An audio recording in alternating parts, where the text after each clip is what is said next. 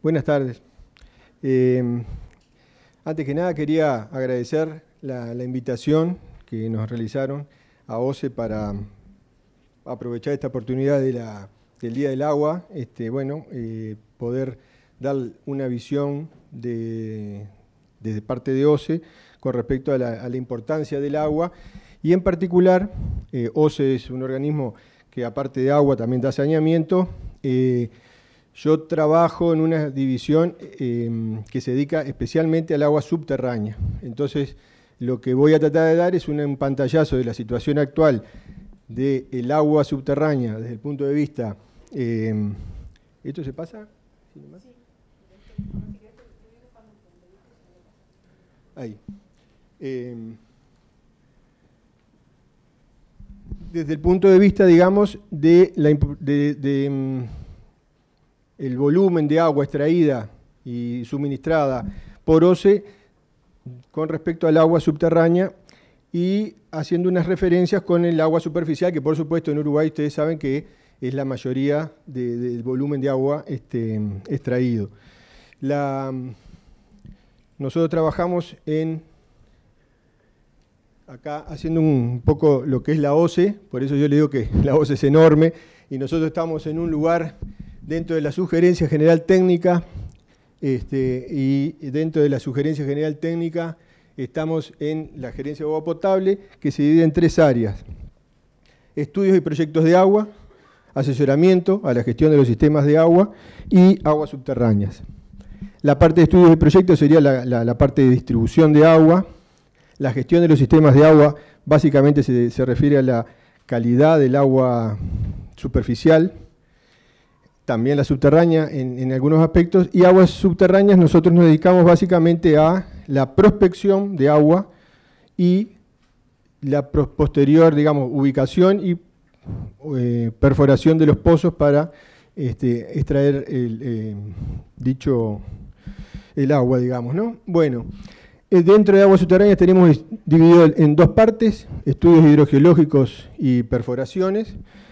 En particular yo trabajo en estudios hidrogeológicos, que es la parte donde están los técnicos, geólogos y algunos asistentes, que nos dedicamos a hacer la parte del estudio y ubicación de las perforaciones, el estudio de los acuíferos y bueno, todo lo que tiene que ver con el estudio previo, y con un estudio hidrogeológico y la ubicación de del mejor lugar para perforar, se lo pasamos a la otra parte de la oficina, que es la parte de perforaciones. Básicamente las tareas que realizamos en la división, esto es un poco para darle una idea, ¿no?, de lo que hacemos, es prospección y captación, y dentro de eso también tender a la protección de las fuentes de agua subterránea, estudios hidrogeológicos para la búsqueda de acuíferos, eso es básicamente nuestra tarea principal, obras de captación mediante la perforación de los pozos. Nosotros tenemos pozos que van de los 15 a 300 metros, y en algunos casos algunos más, realizados por equipos nuestros y equipos contratados. Por otra parte, también nuestra oficina, entonces tenemos el registro de las perforaciones, que hoy hablaba Jimena. Nosotros, a pesar de que somos un organismo público, somos una empresa y somos un gran usuario de agua, y estamos también dentro de lo que la ley nos obliga a realizar el registro de las perforaciones, además de cumplir con las normativas de calidad, ¿no?, y que también están supervisadas por la URSEA y por el Ministerio de Salud Pública. Colaboramos también con tareas con las áreas de producción, brindando apoyo a los temas relacionados a la temática del agua subterránea, cuando hay problemas con los pozos en los distintos lugares del país. Desarrollamos tareas tendientes a la protección del recurso, y a esto a veces integramos algunos comités que tienen que ver con el agua, y participamos en ámbitos interinstitucionales, convenios con Dinamige.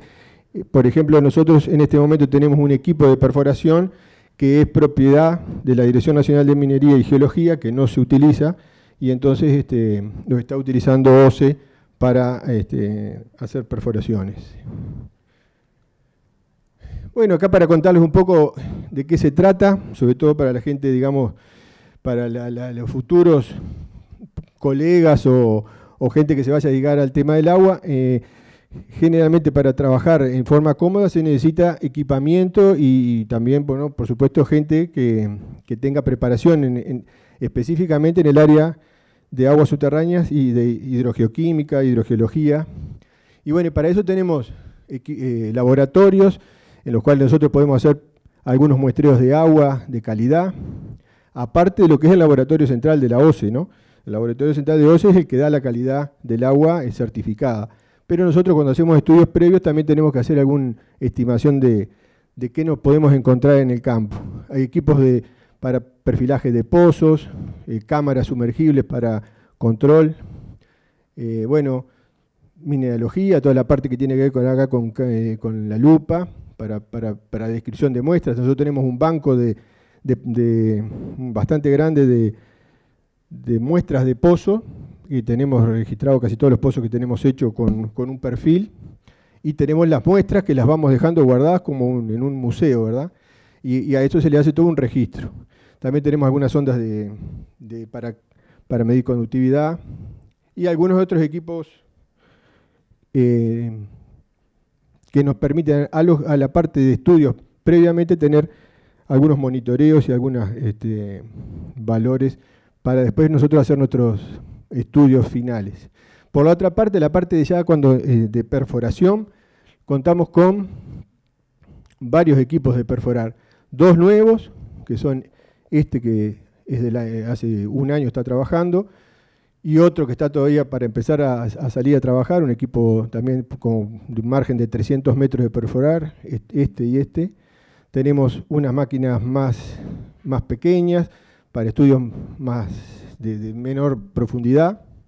Y después equipos más viejos. Este es el que yo le digo que tenemos en comodato con la gente de Dinamige. Y este es un equipo muy añejo de OCE que se compró nuevo en los años 80, que todavía sigue funcionando. Y fue el primer pozo, la primera máquina que se compró específicamente para perforar pozos de agua, digamos, nueva en Uruguay. Después vinieron muchas usadas que empezaron a traer las diferentes compañías de perforar. Bueno, es un poco para decirles en cómo nos movemos y lo que hacemos. Ahora un poquito lo que quería mostrar es dónde nos movemos nosotros dentro del esquema de lo que es OCE. OCE tiene fuentes de agua, tratamientos de agua y distribución de agua. Nosotros estamos en la parte de la fuente. Acá, en vez de ser una represa o un río, esto tendría que ser un pozo, pero tenía esta imagen nomás, así que les traje esto. Y esto para decirle que nosotros estamos en la parte de captación del agua, que no se le llamamos agua bruta, es decir, es el agua que todavía no es como la tomamos de la naturaleza, y si es necesario o no hacer un tratamiento, eso se verá según digamos, las necesidades. En general, el agua superficial lleva un tratamiento, pero el agua subterránea no necesariamente es necesario tratarla, salvo en algunos casos. En general, sí, todo lo que lleva siempre es un tratamiento digamos, de bacteriológico, por el tema de justamente de tener el agua sana. Bueno, el área de acción, nosotros tenemos en funcionamiento, ¿no? Estos no son la cantidad de todos los pozos que tiene OCE, estos son los que están en funcionamiento, alrededor de 900 perforaciones y abasteciendo a 300 sistemas, por lo menos, en todo el país. Esta es una división de las regiones que OCE tiene, son distintas gerencias que abarcan distintos departamentos.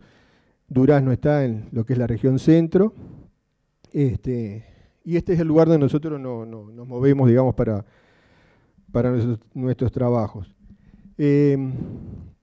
Para tener una idea de cómo nosotros tenemos el consumo de pozos que tenemos, una evaluación de cómo venimos trabajando a lo largo de los años, tenemos acá una idea de, en estos últimos 10 años, la cantidad de pozos que hemos hecho. Anualmente, por administración y contratadas. Les lo que le quería mostrar con esto es que, si bien hay una media, más o menos unos 50, 60 pozos por año, que se están haciendo siempre en forma permanente, hay unos momentos que hicimos algunos pozos más, que fueron en los años 2012, 13 y 14, que se trató de un proyecto que hubo financiado por el Banco Interamericano y OCE para dar agua a escuelas rurales y pequeñas localidades, tratando de dejar en esos lugares donde había algunas dificultades para acceder a agua potable, algún punto que fuera posible de tener para el consumo sin problema. En esos años fue que se incrementó bastante la perforación de pozos, y también para OCE significó, si bien fue importante desde el punto de vista social, significó la entrada en funcionamiento de una cantidad de perforaciones que no estaban previstas, y de nuevos servicios, porque para nosotros cada servicio que tiene el sello de OCE implica una responsabilidad en lugares muy remotos, con poco conocimiento que se tenía, y que hoy por hoy, bueno, OCE está tratando de mantener, que es bastante difícil por el tema de tanto de la cantidad de agua en algunos lugares muy alejados como de la calidad. Bueno, esto es lo que yo le decía que tenemos. Estas son las muestras que tenemos así. De esto tenemos cientos son pozo por pozo, metro a metro, las perforaciones, la muestra del pozo, ¿verdad?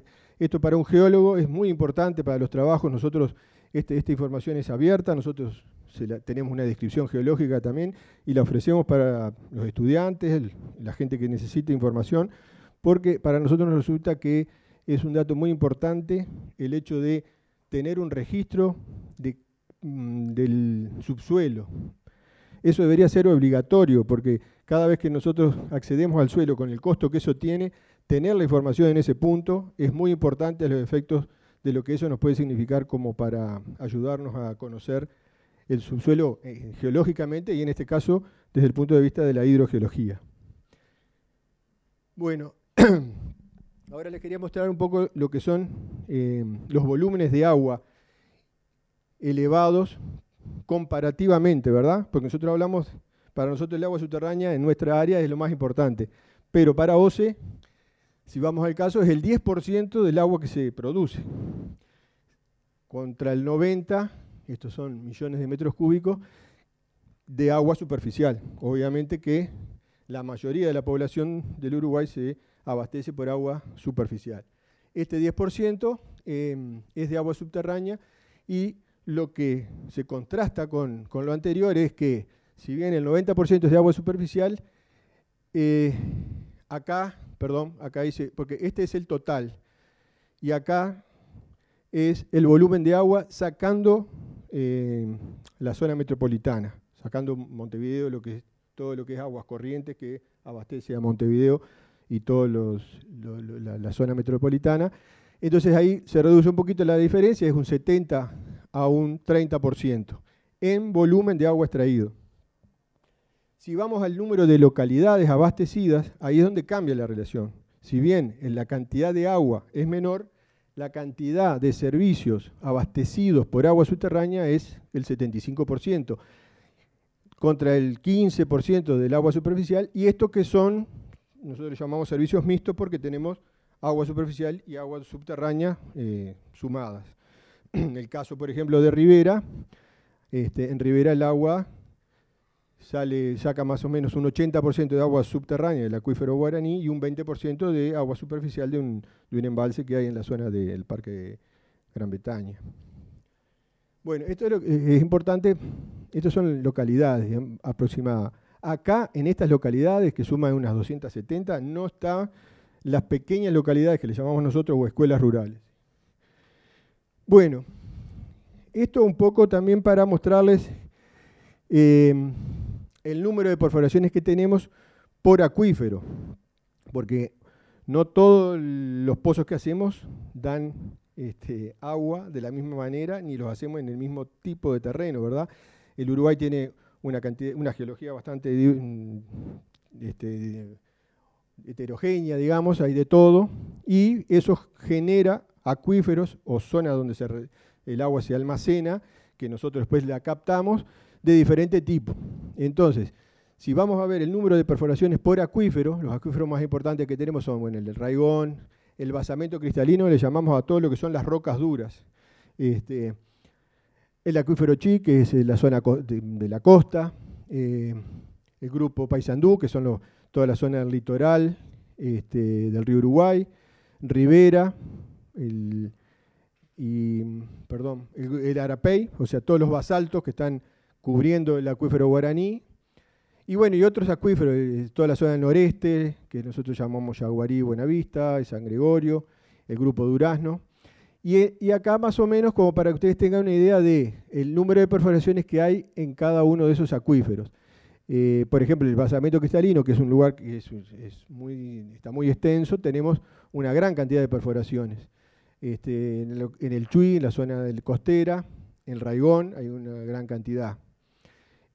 Contrastando con eso, tenemos la cantidad de agua extraída por acuífero, que eso puede darles una idea también de que si bien a veces un acuífero tiene menos perforaciones, da mucho más agua. Esto alimenta, por ejemplo, el Tacuarembó Rivera, o sea, lo que nos llamamos Guaraní, son de los pozos que tienen mayor producción, por lo tanto son los que tienen mayor volumen extraído por acuífero.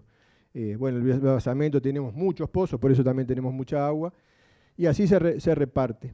Eso es para que tengan una idea de cómo están distribuidas las perforaciones en los diferentes acuíferos y la producción que cada uno de ellos tiene, ¿no? Todo esto da para hablar mucho más, pero bueno, yo les quería hacer un resumen de cuál es el medio en el cual nosotros nos movemos y qué resultados tenemos.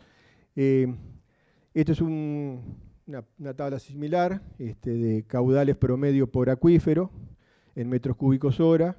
Acá, como pueden ver, el Guaraní es el que tiene mayor volumen.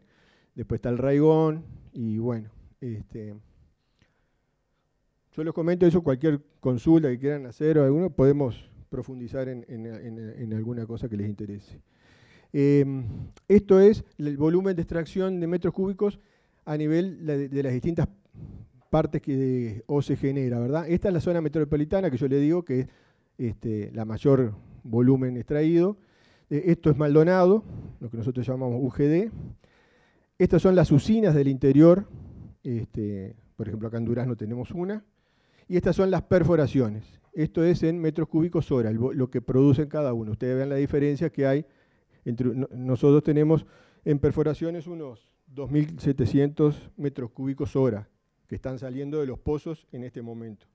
Quizá esto está atrasado un poco, porque esto ya tiene un par de años, capaz.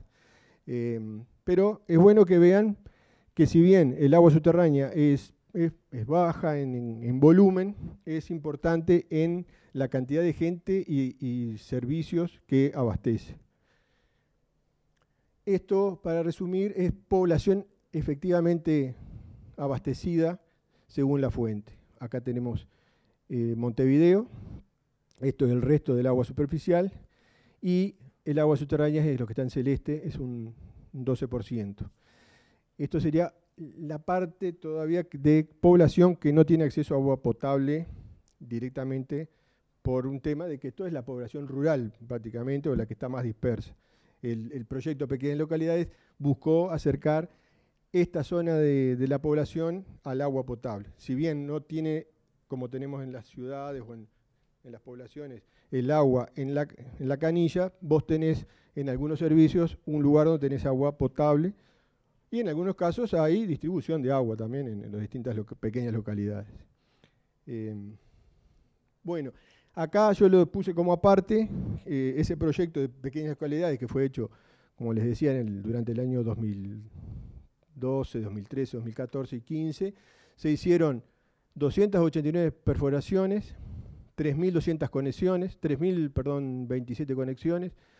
Estos son los niños que fueron, digamos, de alguna manera al que se les llegó con el agua, y una cierta capacitación que se les hizo a toda esa gente para cuidar el agua, para saber cómo ver la cantidad de cloro que tiene el agua disuelta, es decir, una serie de capacitaciones que fue interesantes a los efectos de dejar en cada lugar algo más que la perforación y el agua, ¿no? Los niños participaban ahí con las maestras, creo que fue una experiencia bastante interesante.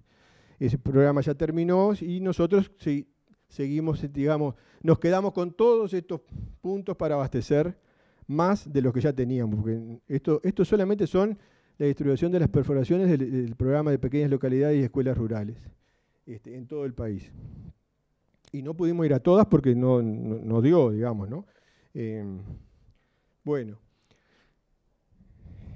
Eso fue un poco los números, la situación que yo les quería mencionar de en qué nos movemos, cuál es nuestra materia en cuanto a agua subterránea dentro de OCE, y siempre teniendo en cuenta que esto es abastecimiento público, para es agua potable, ¿no? Todas nuestras obras tienen que ver con un tema de que el agua tiene que estar certificada y la obra de captación también tiene que estar de alguna manera cumpliendo la normativa que hoy hablaba Jimena, que es el decreto 86, y que, entre otros, OCE también estuvo en la elaboración de esas normativas, ¿no? Entonces, con ese panorama yo les quería mostrar cuál es nuestra situación actual, es decir, cuáles son los desafíos que tiene la parte de aguas subterráneas dentro de OCE con respecto al agua, y qué estamos pensando que se puede hacer. ¿Cuál es el mayor problema? La cantidad de agua, la calidad, que quede bajo norma. Otro de los problemas que tenemos son los accesos a los predios. Un gran problema que tenemos nosotros para poder hacer una perforación es que nosotros tenemos que hacer los pozos donde están las ciudades, los pueblos, los lugares, y para eso necesitamos lugares donde perforar y a veces no tenemos conocimiento y tenemos que hacer una prospección previa y eso tiene un costo. Por lo tanto, el tener un permiso, que era una cosa bastante sencilla hace unos años de los propietarios de terrenos, siempre OCE después termina expropiando ese lugar, ¿verdad?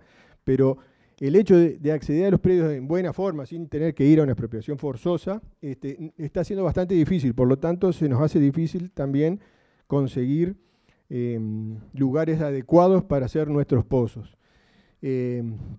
Otra de las situaciones que nos generó lo que yo le decía, el proyecto de pequeñas localidades, es que tenemos mucha cantidad de pozos más para mantener, pero además esos lugares tenemos que además garantizar el agua, porque si ese pozo es de poca cantidad de agua o se seca, tenemos que hacer otro. Es decir, esta es la situación con la que nosotros trabajamos. La norma de calidad, que si bien estamos hoy con una que está funcionando, en 2 o 3 años va a variar algunos de esos valores y nosotros vamos a tener que ajustarnos a esa nueva realidad.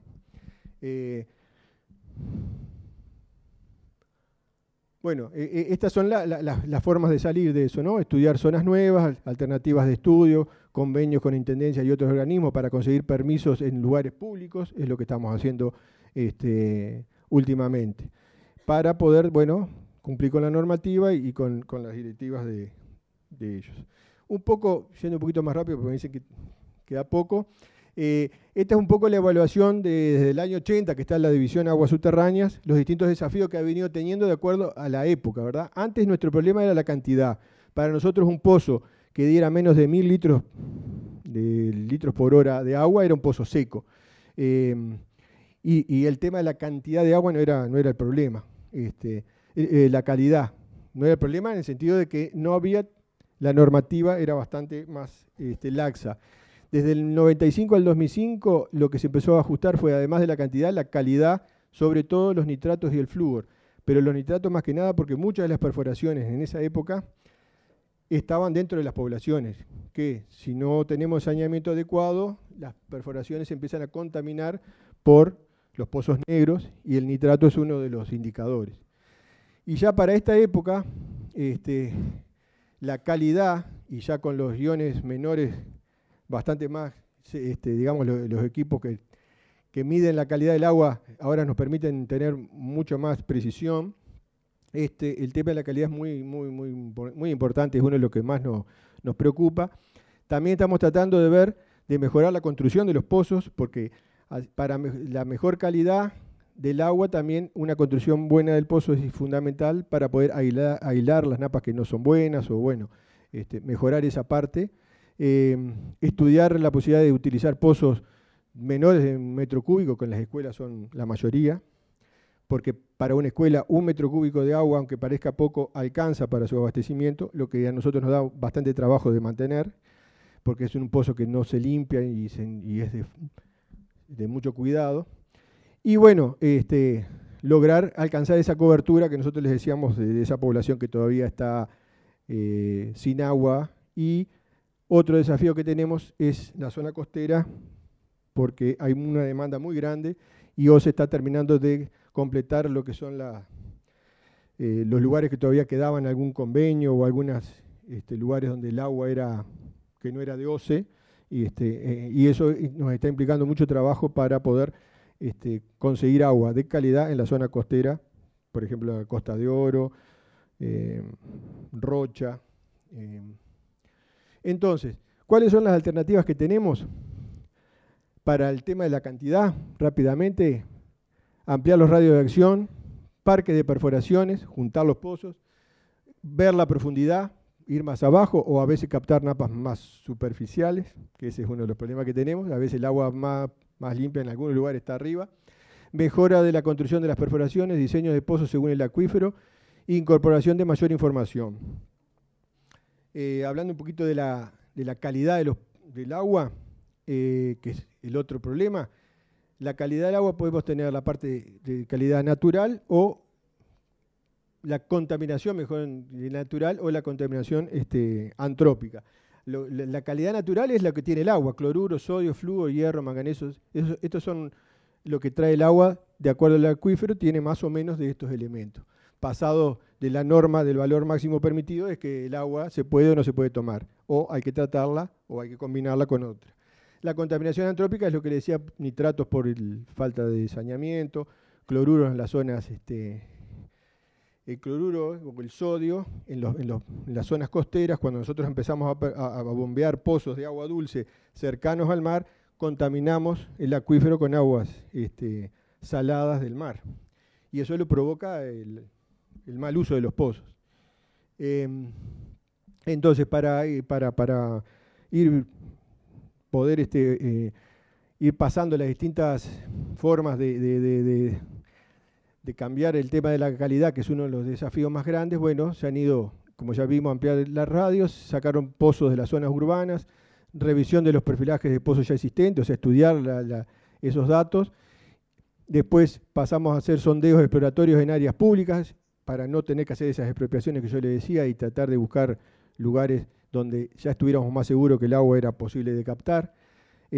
Captar niveles por separado. A veces en los pozos se junta en el mismo pozo más de una napa. Eso no es recomendable. OCE prácticamente eso no lo está haciendo más. Utilizar equipos específicos para muestrear napas, que son equipos de perforación que pueden entubar y sin alterar las condiciones del acuífero. Profundizar pozos en zonas que no tenemos información, que son sobre todo esas nuevas que yo le digo de las escuelas.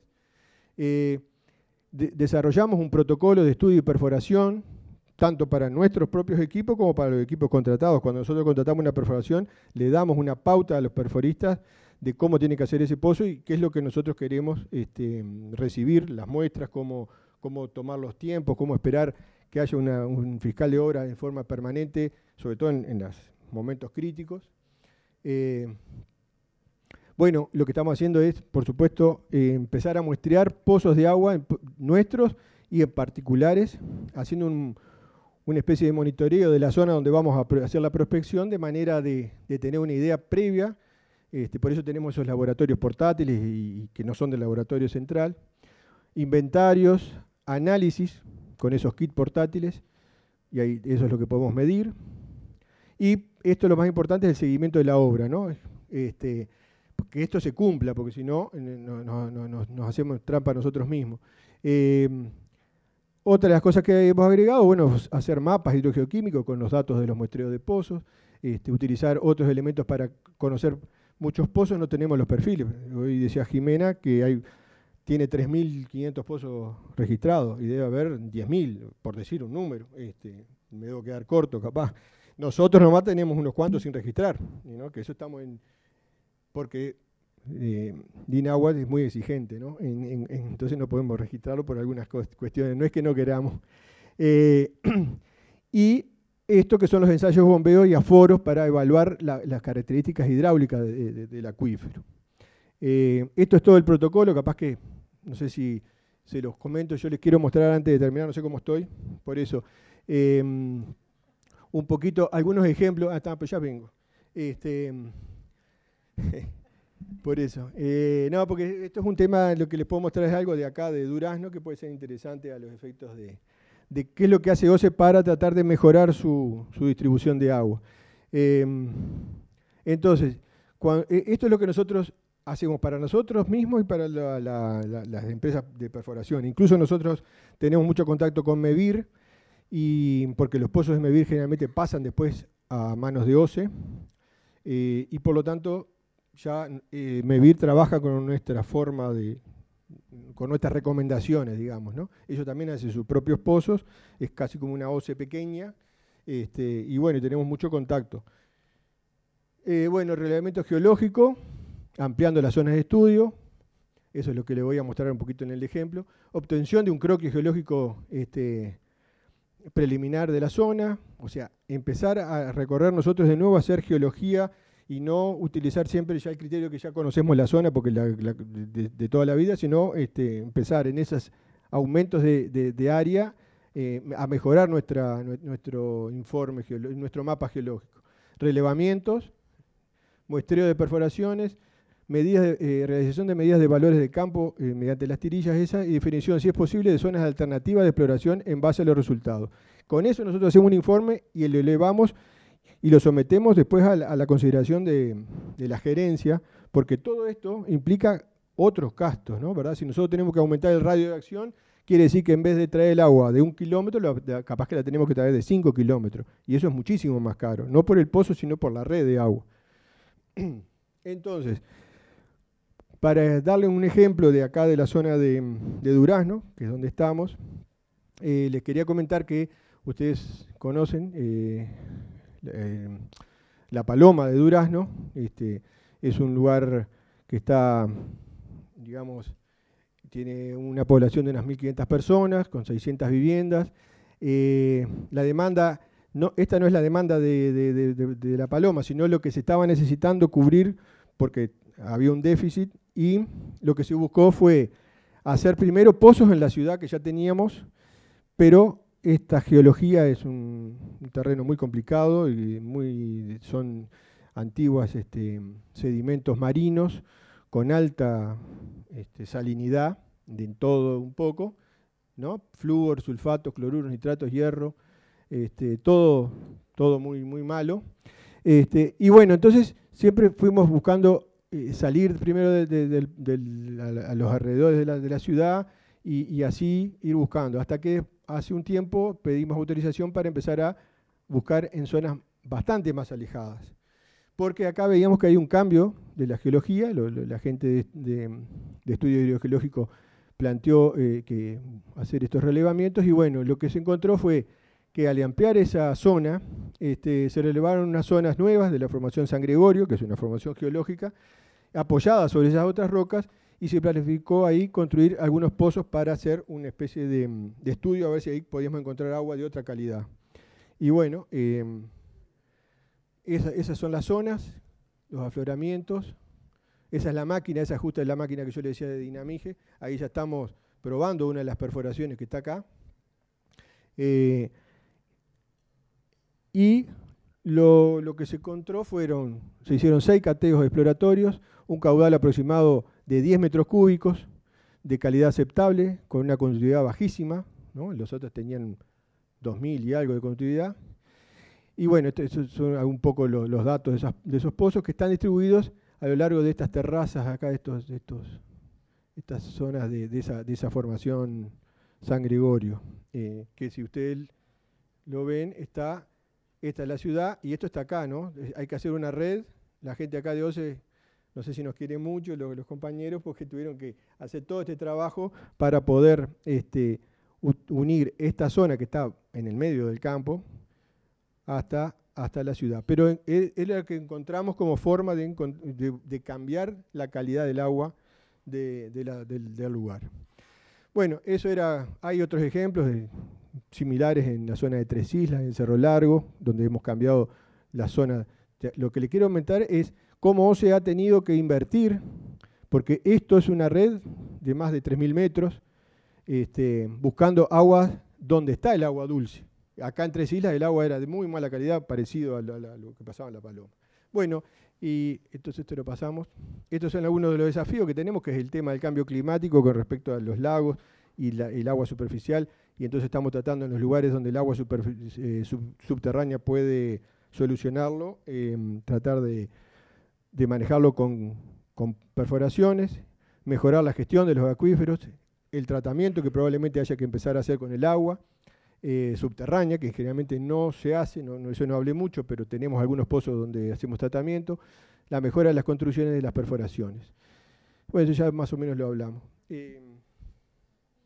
Esto lo que le quería mostrar es un parque de perforaciones en Rivera, que está distribuido en una zona que es municipal, que es una de las posibles soluciones a los lugares cuando a veces tenemos problemas de contaminación de zonas cercanas a las ciudades. Ahí están los distintos lugares. Y nada más.